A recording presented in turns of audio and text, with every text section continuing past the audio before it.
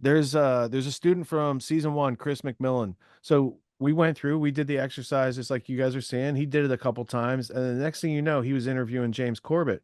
I was like, that was pretty bold. Like you just learned how to interview people. All of a sudden, you're going after well-known patriarchs of the freedom movement. And then not long after that, he interviewed John McAfee before McAfee died suspiciously, which I also thought was remarkable that you could get through to a kind of a crazy billionaire and get him into an interview. And you could ask people. The cool thing is, like, once you learn this skill of like meeting people and then having like interview to access useful information that you need that other people have, or to help them solve problems because you have information they need, right? So it's like this bi-directional opportunity. But once you know how to do that, you can go to people that normally wouldn't give you the time of day. But if you can give them something they need, like through an interview, you can go to a high pay, people that you'd have to pay many hundreds of dollars per hour for advice, like lawyer, accountant, et cetera, tax attorney. Get them on an interview, they'll tell you anything you want for free. Like, so this is another layer of accessing information that says I could wait in line with everyone else and pay that fee, or I could give them something they need. They need social media. They don't know how to produce it. So take something you know how to do, offer that experience, and you tell them up front. I was cruising your webpage. I think it would be great to have more, recent interviews covering this, this, and this that you talk about. And they're gonna be like, yeah, I'd like that too. And then you make the offer. I would like to invite you at this time to do this thing and get these things. I'll give you the final production edited for your audience. It's easy for people to say yes to that, and not everyone's going to say yes, but you just have to ask a couple times, and then you get some interviews, and now you've got something to go on. You send the next person you want to interview, here's my interview with this other person that is adjacent to you, and you can build out like that. So this is not necessarily everybody becomes a YouTube producer, or Rumble producer of content, but you're going to be a more savvy consumer of content first.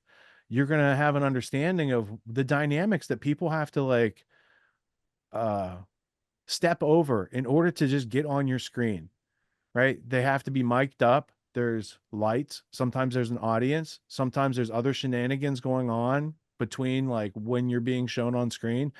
As we've seen in the past couple of weeks, some people are not sensitive to camera angles and when they're not on screen, and they might be doing things thinking like the camera's full screen on this person and they're doing whatever when really it's a split screen. So being familiar with those formats before you engage with those formats would also be advantageous because it makes it look like you know what you're doing.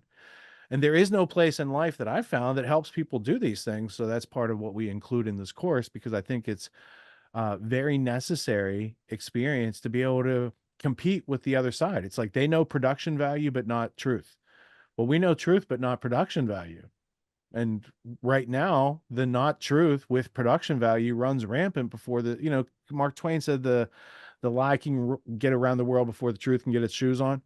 That's a true thing. That's why he's a funny rapier wit, Sam Clemens back in the day. He was a force to be reckoned with, because comedy and satire can take the piss out of power anytime. Doesn't matter, if you laugh at people in power, they lose their power over you. You're not fearful if you're laughing at them because they're buffoons, right? So there's these layers to peel back as well. And these are only accessible once we learn how to like show up for ourselves, meet other people, have that synchronization of communication.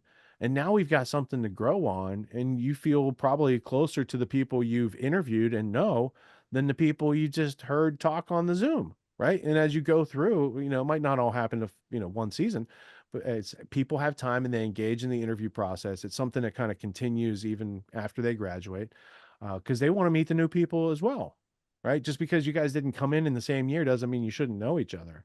So there's always, benefit to be gotten from continuing to grow and strengthen our abilities in that exercise. And some people who want to go on to the really high value problem solving skill sets of like doing what you just did, but finding out some more detail about what they're trying to do, what's blocking them, then making a stronger plan and them agreeing to it.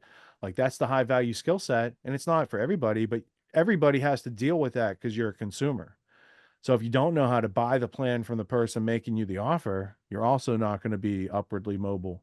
So we need to be conversant in these things. And this is kind of how it starts.